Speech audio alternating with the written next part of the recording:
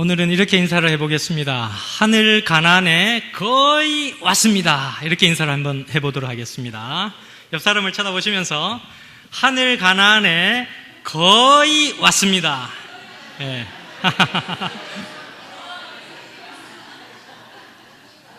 예, 여러분들이 하늘 가나안에 아직 도착은 안 했고 거의 다 왔습니다. 하늘 가나안에. 예, 좀 있으시면 하늘 가나안에 가시게 되실 것입니다. 오늘 아침에는 요단 강가에서라고 하는 제목으로 하나님의 말씀을 증거하도록 하겠습니다. 성경 본문 여호수아 3장 1절에서 3절에 있는 말씀 함께 보시도록 하겠습니다.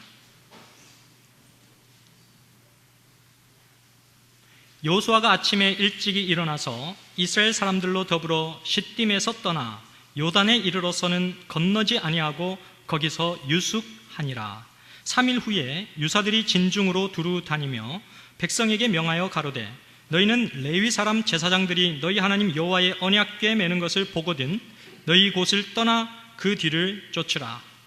그러나 너희와 그 사이 상거가 2000규빗쯤 되게 하고 그것에 가까이 하지는 말라. 그리하면 너희 행할 길을 알리니 너희가 이전에 이 길을 지나보지 못하였음이니라.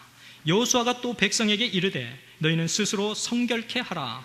여호와께서 내일 너희 가운데 기사를 행하시리라. 여호수아가 또 백성 제사장들에게 일러 가로되 언약궤를 메고 백성 앞서 건너라 하매 곧 언약궤를 메고 백성 앞서 나아가니라. 아멘. 요단 강가에서라고 하는 제목으로 여러분들에게 말씀을 드리려고 하는데요, 이 요단 강가는 어떤 일이 일어났던 장소입니까? 예수님께서 이 땅에 여러분들을 구원하시려 오신 메시아로 오셨다가 침례 요한으로부터 무엇을 받으신 장소요? 침례를 받으신 장소. 그리고 나만 장군이, 이방 수리아의 장군이었던 나만 장군이 어디에 와서 새롭게 문둥병을 고친 장소예요?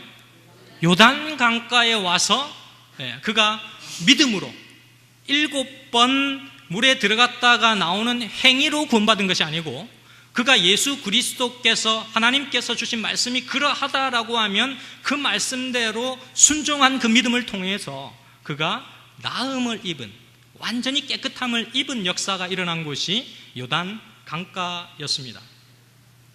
편지서 229페이지에 292페이지에 보게 되면 이렇게 얘기를 하고 있어요. 가나안 땅으로 들어가는 이스라엘 경험들을 주의 깊게 연구하라. 특히 여호수아 3장 4장은 요단을 건너서 약속의 땅으로 들어가는 이스라엘의 준비에 대한 기록이기 때문에 이 장들을 연구해 보아야 한다라고 기록하고 있습니다. 그러니까 하늘 가나안을 위하여서 그 땅을 바라보며 그곳에 살기 위하여 준비하는 백성들은 이 여호수아서에 나타난 하나님의 백성들이 어떻게 가나안에 정착했는지의 과정을 잘 살펴보아야 하는데, 특히 여호수아 3장 4장에 나타난 요단 강가에서 일어난 일들이 무엇인지를 주의 깊게 관찰한다면 하늘 가나안에 들어갈 백성들이 무엇을 준비해야 할지를 명확하게 알 수 있다라고 하는 내용들이 여기에 기록이 되어 있습니다. 자, 그러면 이 연구에 들어가기 앞서서 이제 머리를 푸는 시간으로 시간이 정말 빨리 가요를 영어로 표현하면 여러분 어떻게 하는지 아십니까? 시간이 정말 빨리 가요. 아, 세월이 유수 같구나. 세월이 화살 같구나. 세월이 쏜살같이 가는구나를 영어로 표현하면 어떻게 합니까? fly라는 단어를 씁니다. 날아가는 거, fly라고 하는 단어를 씁니다. Time really fly. 그러니까 시간이 날아간다라고 하니까 시간이 빨리 간다, 이렇게 표현을 해주고 있습니다. 그래서 거기다가 like an arrow, 그러니까 화살처럼이라고 하는 걸 붙이면 야, 화살처럼 시간이 쏜살 같구나, 이런 표현으로 이렇게 쓰여질 수가 있습니다. 그리고 이제 마지막 표현 방법이 하나 있는데 It seems just like yesterday. 아, 오늘이 어제 같구나, 이렇게 얘기하면 야, 오늘이 지금이 어제 같다 하면 벌써 어제 같은 시간이 오늘 벌써 이르러 왔다, 이런 뜻이 되는 것입니다. 이스라엘 백성들이 지금 요단 강가에 서 있어요.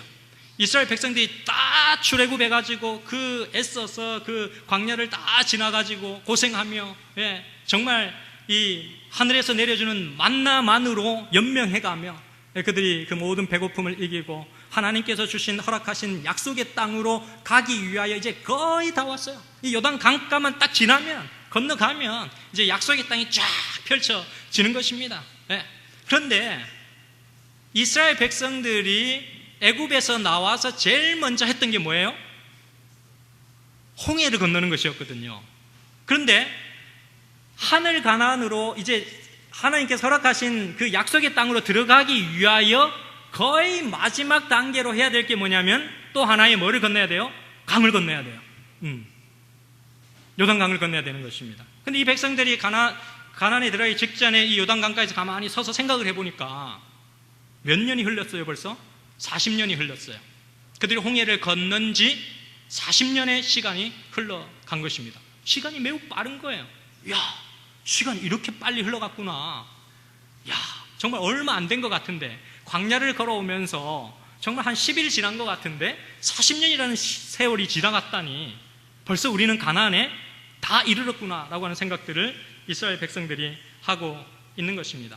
하나님께서 홍해를 건너면서 또 불가능을 가능으로 바꾸어줬던 역사, 그들의 생애 가운데 구름 기둥으로 불 기둥으로 인도하셨던 하나님의 은혜를 하나씩 하나씩 되새길 수 있는 시간이 지금이 돼버린 것입니다. 그런데 가만히 생각해 보니까 그들이 믿음이 더 성장해야 되는데 그만큼 하나님께서 주신 역사를 많이 경험했으니까 어떻게 바다가 갈라집니까? 여러분들 인생에 바다가 갈라지는 거 보신 분 있습니까? 생애에 바다가 두 쪽으로 쫙 갈라져서 그 바닷물을 마른 땅으로 건너가는 그런 경험을 이스라엘 백성들이 했는데 그 경험을 한 지가 40년이 지났다는 것이죠. 그리고 그 백성들이 그런 경험들을 하고 하늘에서 만나가 내리는 경험을 하고 정말로 하나님께서 살아계신다는 사실을 정말 인정하지 않을 수 없는 이스라엘 백성들이 이제 거의 요단 강가까지 하나님의 언약 하나만을 믿고서는 왔는데 와서 딱 보니까 이제 40년의 시간이 지났고 그 시간들이 지나갔는데 우리의 믿음은 성장하지 않은 우리의 모습들을 보게 되는 것입니다. 오히려 더 많이 퇴보하고 있는 우리의 모습들, 불신의 벽들, 그런 모든 벽들이 우리의 마음속에 생존하고 있다는 사실을 이스라엘 백성들이 깨닫기 시작한 것입니다. 그들의 발걸음이 주춤거리고 있어요. 이제 그 강을 건너기만 하면 되는데 그들의 발걸음이 주춤거리고 있는 것입니다. 믿음의 준비를 갖추지 못한 이 이스라엘 백성들에게 하나님께서는 세 가지의 준비 사항을 오늘 말씀해 주십니다. 첫 번째는 무엇이느냐 하면 그렇게 주춤거리고 서 있는 하나님께서 살아계신 흔적을 아주 명확하게 체험한 이스라엘 백성들이지만 주춤거리고 서 있는 그들에게 첫 번째의 준비사항을 말씀해 주십니다. 첫째는 언약궤를 중심으로 가나안 입성을 위한 행렬을 세우라라고 하는 메시지입니다. 3절 말씀해 보시면 백성에게 명하여 가로되 너희는 레위 사람 제사장들이 너희 하나님 여호와의 언약궤에 매는 것을 보거든 너희 곳을 떠나 그 뒤를 쫓으라 그렇게 말씀을 주시고 있습니다. 하나님 참 질서의 하나님이십니다. 그래서 하나님께서 노아 방주로 물로 심판하실 때 노아 방주로 모든 백성들이 들어갈 수 있도록 권고를 주셨고 그 권고를 들은 노아의 가족들은 그곳으로 들어가게 되는데 다른 많은 사람들은 그 경고의 기별들을 무시했습니다. 그런데 어떤 대상들만은 동물들만은 하나님께서 창조하신 동물들만은 질서 있게 짝을 지어서 하나님께서 권면하신 그대로 암수 한 쌍씩 질서 있게 그 문으로 들어가는 모습을 보여줍니다.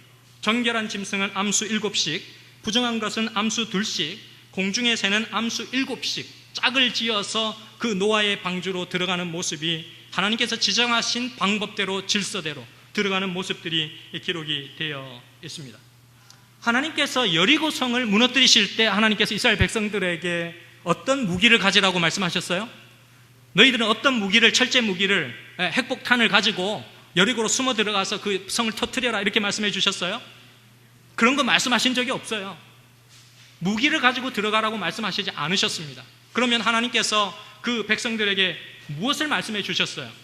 그 여리고성을 무너뜨리기 위하여서 이스라엘 백성들이 해야 할 일들이 무엇이었습니까? 7명의 제사장들이 양각 나팔을 가지고서 제일 앞서가며 양각 나팔을 부는 것이었습니다. 7명의 제사장들이 7 양각 나팔을 가지고 이제 여호와 하나님의 백성이 이곳으로 왔다. 하나님께서 이 여리고성을 무너뜨리신다 라고 하는 것을 선포할 수 있도록 양각 나팔을 불고 제일 먼저 선두에 서서 가는 것이었습니다. 그 뒤에 뭐가 따라가느냐 하면 언약궤가 그 다음에 따라가는 것입니다. 그리고 그 뒤에 이스라엘 백성들이 따라가면서 여리고성을 매일 한 바퀴씩 도는 것이 뭐예요? 하나님께서 여리고성을 무너뜨리기 위한 이스라엘 백성들의 승리를 위한 준비였고 계획이었습니다. 네, 굉장히 생각하면은 비상식적이에요.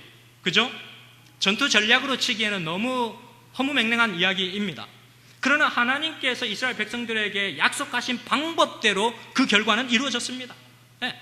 이스라엘 백성들이 그렇게 순종하고 하나님과의 언약 가운데서 질서 있게 순종하였을 때 하나님께서 여리고성을 무너뜨리는, 여리고성이 함락되는 경험들을 그들에게 주셨던 모습을 우리는 봅니다.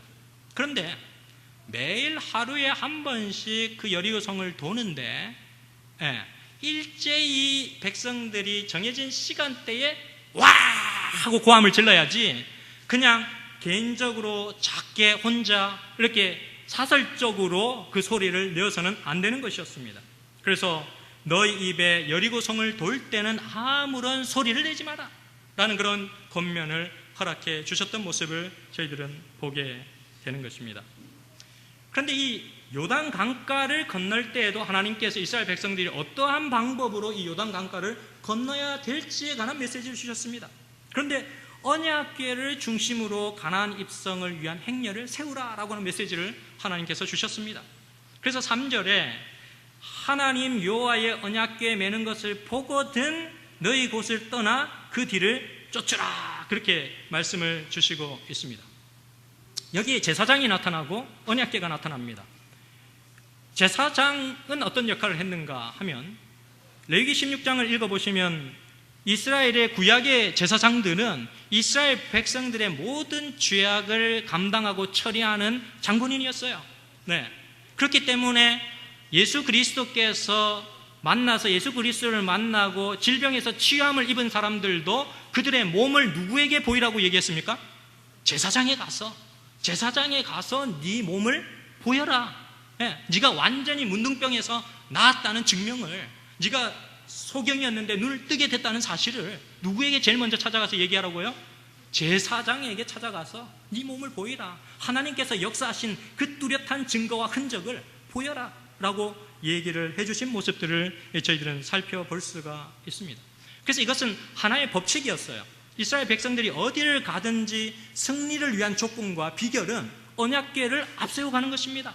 하나님께서 이스라엘 백성들에게 함께 하신다고 하는 가장 강력한 증거인 언약궤를 메고 그들이 진군하는 것이 가장 좋은 승리의 전략이었음을 우리는 보게 됩니다.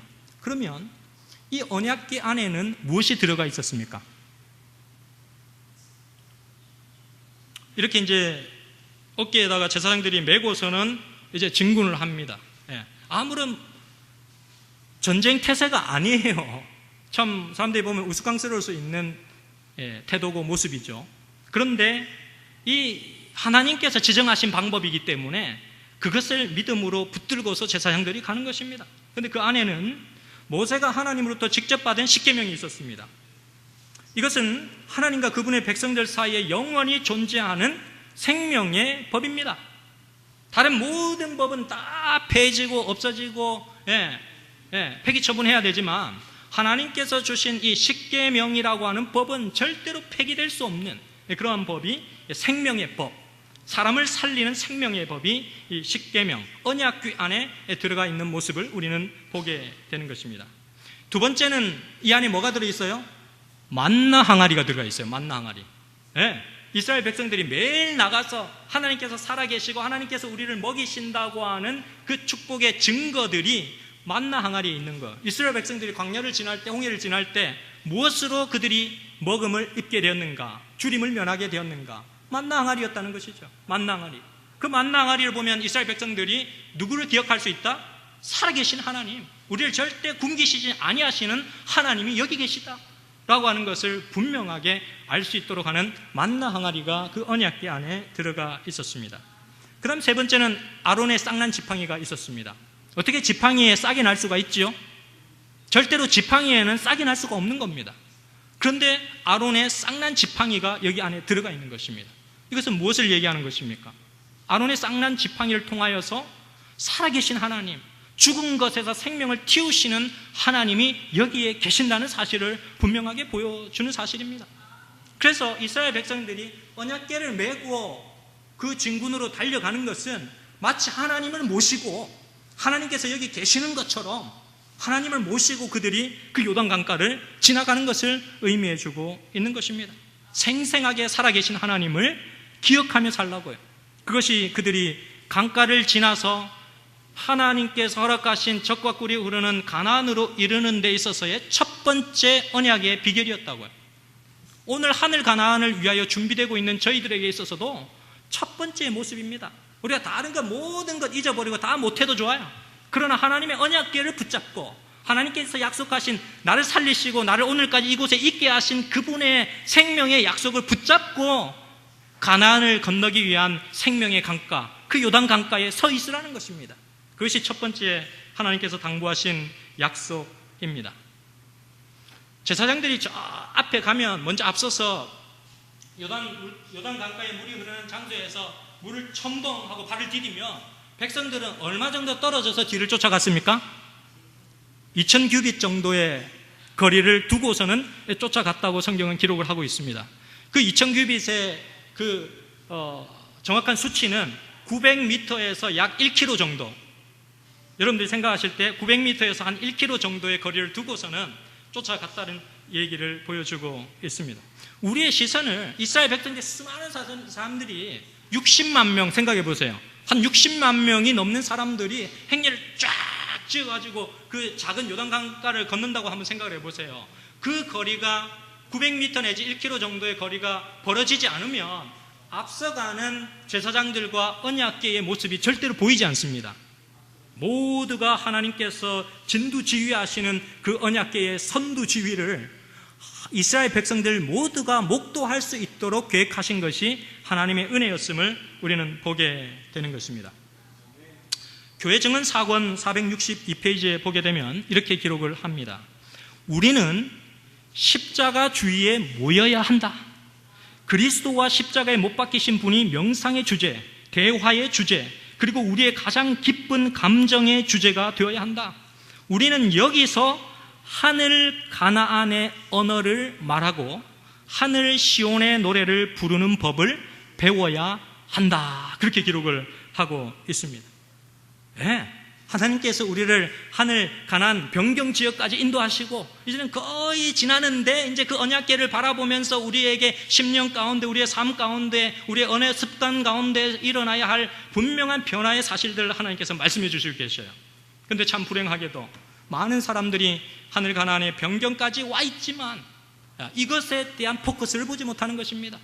우리는 거의 하늘에 이르렀는데 여기에 대한 하나님의 준비 태세, 하나님께서 어떠한 행렬과 어떠한 태세, 어떠한 변화의 마음가짐을 가지고 하늘 가나안을 바라봐야 될 것인가, 이 죽음의 강물이 흐르는 이 요단강을 어떻게 건너갈 것인가에 관한 기별들을 우리가 포착하지 못하고 있다는 사실을 보게 되는 것입니다.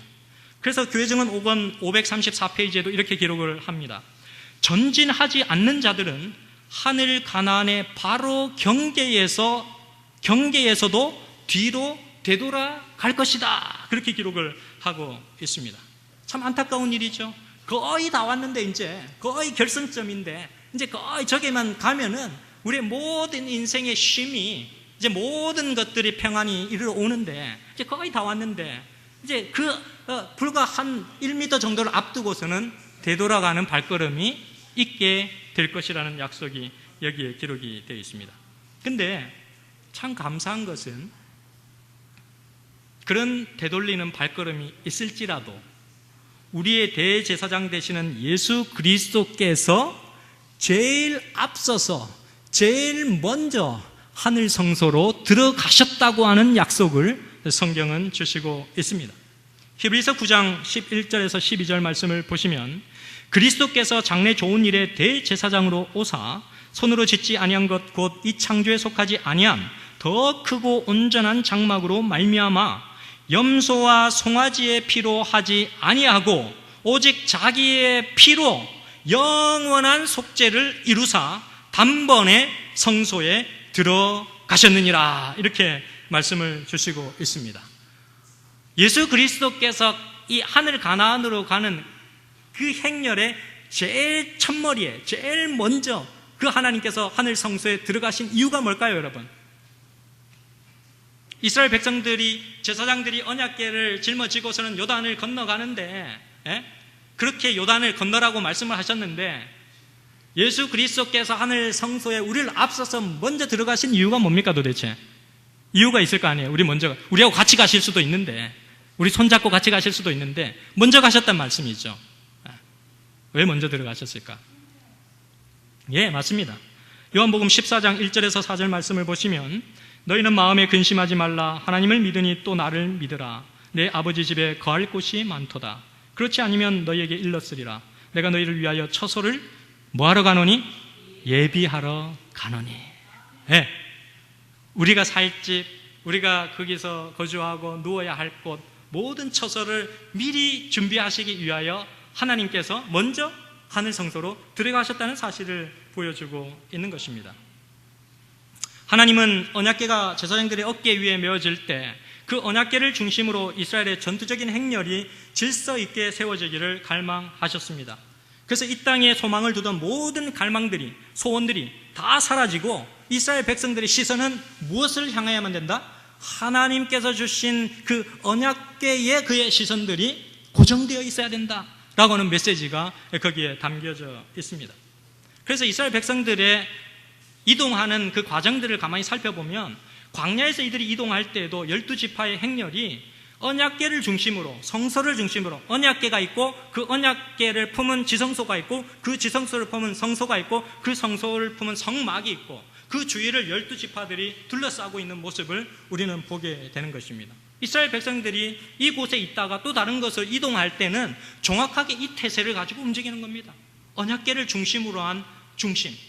오늘날 우리는 십자가 예수 그리스도를 중심으로 모여야 한다는 사실이 기록이 되어 있었지 않습니까? 예수 그리스도, 먼저 앞서가신 예수 그리스도, 대제사장이신 예수 그리스도만을 바라보며 그 행렬을 준비하여 나아가는 그런 행렬과 질서의 모습들이 필요하다라고 하는 것입니다. 그래서 우리가 가장 우선적으로 우리는 그 언약궤 대신 언약궤를 지신 예수 그리스도를 바라보며 말씀으로 거듭나는 일이 우리가 해야 할 일들 가운데 가장 우선적인 일들이라는 사실을 우리는 명확히 확인해 볼 수가 있습니다. 언약궤가 우리의 삶 속에서 정말 생명력 있는, 생동력 있는 주체로 서지 못하는 한 아무도 하늘 가나안에 이룰 사람은 없는 것입니다. 그래서 사랑하는 성도 여러분, 여러분들의 각 가정에서 이 언약궤를 좀 높이 드시기 바랍니다. 이 언약궤, 하나님의 말씀, 하나님께서 살아 계신다고 한 산 증거가 있는 이 언약궤를 여러분들 가정에서 좀 높이 들어주시기 바랍니다. 첫째는 아버지들께서 이 언약궤를 높이 들어주시고, 두 번째는 어머니들께서 이 언약궤를 높이 들어주셔서 각 가정이 말씀으로 하나님께 질서 있게 그 하늘 가나안을 향하여 준비되어서 걸어가는 모습들이 우리의 각 가정에서 먼저 시작이 되어야만 하는 것입니다. 그 다음에 두 번째의 준비는 우리가 속한 교회, 우리가 속한 교회가 하나님의 역동적인 말씀으로 부흥이 일어날 수 있도록 교과 공부를 통하여서, 또 소그룹 모임을 통하여서, 또 선교 활동을 위한 기도의 모임을 통하여서, 또 설교 단상에서 우리의 모든 포커스가 대제사장이신 예수 그리스도, 앞서가시는 예수 그리스도께 고정이 되게 될 때에 우리의 심령의 부흥이 일어나게 될 것이라는 약속이 기록이 되어 있습니다. 두 번째, 이 요단을 건널 때 이스라엘 백성들이 해야 할 준비는 바로 5절입니다. 여호수아가 또 백성에게 이르되 너희는 스스로 어떻게 하라? 성결케 하라. 자, 이스라엘 백성들이 두 번째 가나안에 들어갈 준비로 성결케 하는 일들이 꼽혀지고 있는데, 사람이 스스로, 여러분들이 스스로 자기 자신을 거룩하게 할 수 있는 사람이 있습니까? 내가 내 자신을 스스로 나는 거룩하게 할 수 있다. 손 들어보세요. 아무도 없어요. 아무도 내가 내 자신을 스스로 성결케 할 수 있는 사람은 아무도 없어요. 그러면 도대체 이것은 무슨 말씀인가? 도대체 무슨 말씀인가? 이스라엘 백성들이 요단 강가를 건너기 전에 정결케 하고 성결케 하라, 여호와 앞에 성결케 하라, 이런 말씀을 주시고 있는데 이건 무슨 말씀입니까? 자, 정로의 계단을 우리 같이 한번 읽어보도록 하겠습니다. 준비 시작. 하나님께서는 우리를 고쳐주시고 자유롭게 해주기를 원하신다. 그렇게 하려면 우리가 새로운 욕망과 습관을 가질 수 있도록 그분께서 우리를 완전히 변화시켜야만 한다. 그러나 우리가 우리 자신을 그분께 완전히 바치기 전에는 그분께서 그 일을 하실 수 없다. 그렇게 기록을 하고 있습니다. 이스라엘 백성들이 요단 강가를 건너기 위하여서 가장 긴급하게 해야 할 일은 배를 만드는 일이 아니었어요. 물이 깊구나, 그러니 그냥 건너갈 수가 없네, 배를 만들까, 노를 만들까, 노를 한번 저어볼까가 아니었습니다. 이스라엘 백성들에게 주신 두 번째 준비 사항은 그들 스스로를 성결케 하는 것입니다. 그 성결케 한다는 얘기는 자기 의지를 완전히 하나님께 굴복시키는 일이었어요. 하나님께 완전히 내 자신을 바치기 전에는 하나님께서 우리를 고쳐주시고 자유롭게 하시고 우리에게 새로운 욕망과 습관과 품성을 형성하실 수 없음을 하나님께서 보여주시고 있는 모습을 우리는 보게 되는 것입니다. 하나님께서 주신 이 약속, 여러분 스스로를 성결케 한다는 것은 내 의지로 나를 거룩하게 변화시킨다는 뜻이 아니라 내 의지와 내 욕망과 내 모든 목표를 주님 앞에 내려놓는 것을 의미하고 있다는 사실, 그때 하나님께서 우리를 바꾸어 가시는 그 작업을 통하여 우리가 성결케 되는 그 과정 속에 들어갈 수 있음을 꼭 기억하게 되시기를 간절히 바랍니다. 자, 그러면 5절 말씀을 통하여서 내 의지를 완전히 주님께 굴복시키면 결국 스스로 성결케 하라라는 말씀이 내 자신의 의지를 스스로 주님 앞에 굴복시키게 되면 어떤 일을 행하시겠다고 주님께서 약속하고 계세요? 어떤 일을 행하시겠다고요? 내일 너희 가운데 무엇을 행하시리라? 기사. 이 기사는 신문 기사가 아니고 기적을 행하시겠다. 네? 어떻게 하시겠다는 겁니까? 홍해를 가르신 것처럼 어디도 갈라주시겠다? 요단강도 마른 땅으로 걷도록 하나님께서 물을 가르시겠다는 거예요. 네? 그것이 하나님의 약속입니다.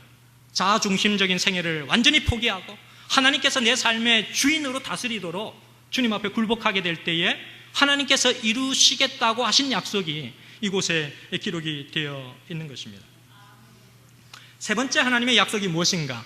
이 하늘 가나안을 입성하기 위하여서 이 요단강을 건널 때의 세 번째 하나님의 약속, 그것은 앞서 가시는 제사장 예수 그리스도의 모본을 따르라고 하는 것입니다. 6절에 여호수아가 또 제사장들에게 일러 가로되 언약궤를 메고 백성 앞서 건너라 하매 곧 언약궤를 메고 백성 앞서 나아가니라, 그렇게 얘기를 해주고 있습니다. 정말 우리의 삶의 모본이시고 주체 되시는 예수 그리스도를 단 한순간도 우리의 시선에서 놓치면 안 되겠어요. 네. 그것이 우리의 삶의 모토가 되어야 합니다. 정말 우리가 들은 대로, 우리가 깨달은 대로 산다면 그것만큼 이 세상에 큰 영향력이 없습니다. 제가 영남 36 고3 때에 대학에 이제 신학과를 가기 위해서 열심히 공부를 했습니다. 그리고 이제 제 친구 중에서도 여러 친구들이 신학과를 들어가기 위해서 하나님의 종이 되겠다고 열심히 공부하고 새벽에도 이 교회에 나와가지고 이 새벽 기도회를 하고 이러면서 하나님께 마음을 바치는 일들을 하는데 이제 시험때가 딱 이르러 왔어요. 시험때가 딱 이르러 왔는데 저희는 36 대학에 가서 시험을 봤거든요. 근데 36 대학에서 시험을 치르는 이제 1교시 시험 이제 시험은 이제 시험 막 보고 문제를 풀어야 돼요. 근데 저하고 가장 친했던 친구가 안 온 거예요. 시험 날짜에. 이제 시험 보면 이제 딱 결과가 나는데 시험 치는 딱 첫 시간이 종이 땡 쳤는데 내 친구가, 나하고 가장 친한 사랑하는 친구가 안 나타난 거예요. 와, 왜 무슨 일일까? 걱정이 되지만 제가 그 아이를 찾으러 나갈 수는 없고 그냥 저는 시험을 치렀습니다. 그리고 다른 친구들도 마찬가지였고요. 2교시가 지났는데도 이 친구가 나타나지 않는 거예요. 그리고 3교시가 돼도 나타나지 않아요. 모든 시험이 다 마쳐지고 종이 땡그랑 치고 아이들은 다 집으로 갔는데도 이 친구의 모습은 나타나지 않았습니다.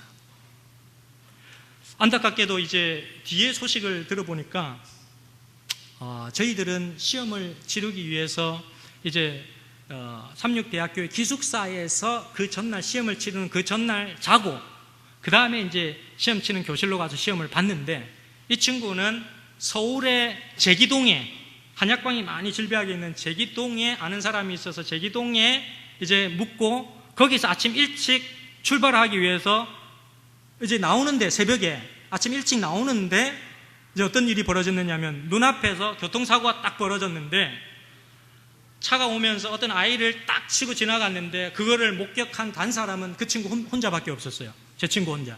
아무도 새벽 이른 아침에 아무도 없는데 어떤 차가 와서는 그 아이를 치고, 초등학교 한 5학년 되는 아이인데 치고서는 도망을 갔고, 이제 아무도 목격자는 없는데 그 친구는 그 아이를 붙잡고서는 어떻게 해야 될지를 모르다가 그 주위에 있는 한약방을 기웃거리는 것입니다. 한약방을 막 기울이면서 살려달라고, 얘가 피가 흐른다고, 지혈이라도 좀 시켜달라고, 돈이 없으니까 안 해주는데 막 사정을 해서 이제 지혈을 시키고, 그리고 어떻게 해야 되겠느냐고 도와달라고, 나는 이 아이와 상관이 없는데 나는 지금 대학에 시험을 가야 되는 입장이라고 통사정을 하고, 그렇게 하면서 시간이 흘러간 것이에요. 그래서 나중에 이 얘기를 들어보니까 이제 그렇게 다 이제 처리를 해놓고, 만약 내가 시험을 보고 내가 이 아이를 책임질 수 있기 때문에, 저는 잘 모르지만 이 아이를 도와주고 싶기 때문에 시험을 보고 다시 오겠습니다라고 하는 약속을 놓고서는, 병원에 놓고서는 이 학생이 온 거예요. 근데 삼육대학에 딱 버스에 딱 내려서 입구에 딱 첫 정문에 들어가니까 벌써 3교시가 끝나는 종이 땡그랑 울리더라는 거예요. 그래서 결국에는 시험을 치르지 못하고 그 어린 생명을 구한 모습을 제가 전해드렸습니다. 그 소식을 듣고서는 가장 그 가슴 아팠던 것은 저였어요. 저 굉장히 친했고 매일 아침마다 함께 하나님의 종이 되자 기도했던 친구가 없는 거예요.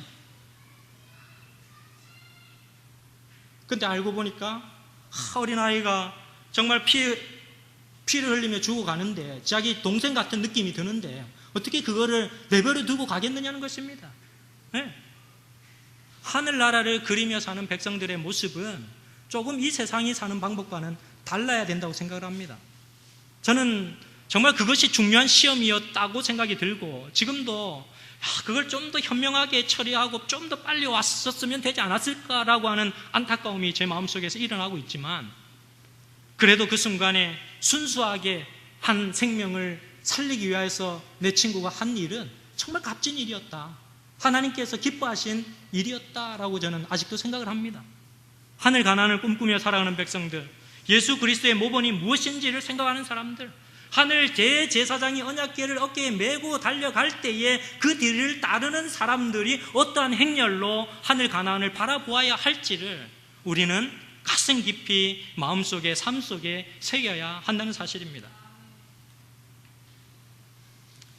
13세기에 스페인의 귀족이며 명문대학의 교수였던 라몬 럴이라고 하는 교수님이 계셨는데, 이분은 정말 잘 나갈 수 있었고 정말로 그 학교를 이제 자기가 교수로서 치리해 나가고 있기 때문에 나중에는 총장까지 될 수 있었던 그러한 인물이었지만, 출세가 보장된 사람이었지만, 그는 보장된 미래를 포기하고 오직 모슬렘 교도들을 하나님의 사랑으로 그들을 이끌어내겠다고 하는 일념을 가지고 죽음의 땅으로 달려갔습니다. 그런데 그곳에서 환영받지 못하고 2번씩이나 추방되고 1년 반을 감옥에서 살면서 늙어갔던 한 노인이 바로 이 라몬 럴이라고 하는 사람이었습니다. 마지막 순간에는 이 분이 노인이 되어가지고 성벽으로 끌려가가지고 돌에 맞아서 죽어갑니다. 다른 사람들이 돌에 던져가지고, 이런 사람은 이제 돌에 맞아서 죽여야 돼. 그때 당시에 화형에 취하기도 불에 살려가지고 많은 사람을 죽이기도 했지만 돌에 쳐서 죽이는 일들을 그 시대까지도 했다는 것입니다. 그런데 그의 마지막 말은 오직 예수 그리스도께서 내 삶을 통하여 영광을 받으십시오. 오직 예수 그리스도께서 내 삶을 통하여 영광을 받으십시오. 그렇게 그가 마지막 한마디를 내쉬는데, 그는 마지막 숨을 내쉬면서 그렇게 얘기를 했습니다. 사랑하지 않는 사람은 살아있지 않는 것이고 그리스도로 인하여 사는 사람은 결코 죽지 않는다라고 하는 말을 내뱉고 그는 마지막 시간을 보내게 되었습니다. 사랑하는 성도 여러분, 오늘 주님께서 여러분들의 가정을 찾으신다면 여러분들은 어떠한 준비로 그 예수님을 맞이하시겠습니까? 예기치 않게 뜻하지 않게 예수께서 그대의 집에 오시면 그대는 어찌하려는가? 평소에 하던 모습 그대로 고함을 질러대며 시끌벅적한 음악 소리에 장단을 맞추고 있을 건가? 만약 단아한 모습과 친절한 모습으로 예수를 맞이한다면 그것은 평소의 그대의 모습인가? 그분께서 오셨는데 그대는 그대의 방을 허겁지겁 치우거나 당황해하지는 않을 것인가? 그대의 옷차림은 어떠한가? 예수가 오셨는데 문 밖에 그분을 세워놓고 옷을 갈아입으러 방 안으로 후다닥 다시 뛰어들어갈 것인가? 그리고 예수께서 떠나신 다음에는 안도의 한숨을 후 하고 돌려쉴 것인가? 그대는 정말 그리스도를 그대의 마음의 집에 모실 준비가 되었는가? 시간은 매우 빠르게 지나가고 있습니다. 우리가 서두에서 시간이 빨리 지나간다는 것을 Time really flies라고 배웠습니다. 시간은 날아가는 것처럼 쏜살같이 지나가고 있습니다. 바로 오늘 우리 주님께서 오신다고 해도 그분을 준비할 수 있는 마음의 자세, 겸허한 자세, 그분을 사랑하는 마음으로 날마다 이 안식일을 기억하며 주님을 경배하는 그런 여러분과 제가 되기를 간절히 바라면서 말씀을 마치도록 하겠습니다.